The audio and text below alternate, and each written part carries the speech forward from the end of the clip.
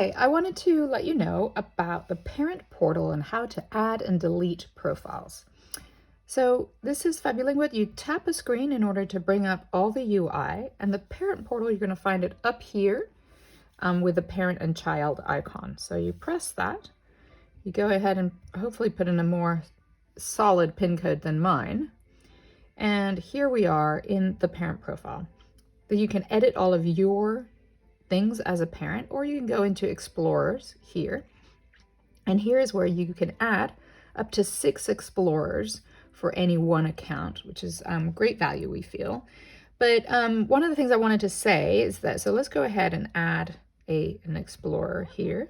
Then you're going to put in the new name for your explorer.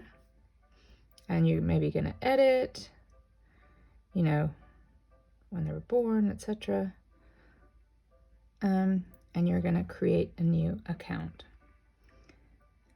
And so now you can go back into the overworld and go and get Gus to play. Gus, there we go. And there we've got Gus. And so he would go in and play his own profile. The one thing I did want to mention as a separate aside is that you can never delete the active profile. So right now the active profile that's using FabuLingua is Gus, which means if I go in here to the parent portal, I cannot delete Gus. Let's go back to Explorers here. We've got Gus. You can see it says active profile, therefore he's not able to be deleted. Stella is not the active profile, so I can go ahead and delete her. So if I wanted to delete Gus, I would have to make him not the active profile. So let's go and do that. So I would go into Gus. I would switch Explorers back to Stella.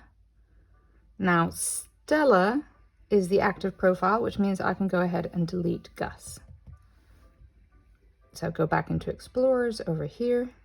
I can see Gus, I can delete him, but Stella, I cannot delete her because she's the active explorer. So I'm going to go ahead and delete Gus.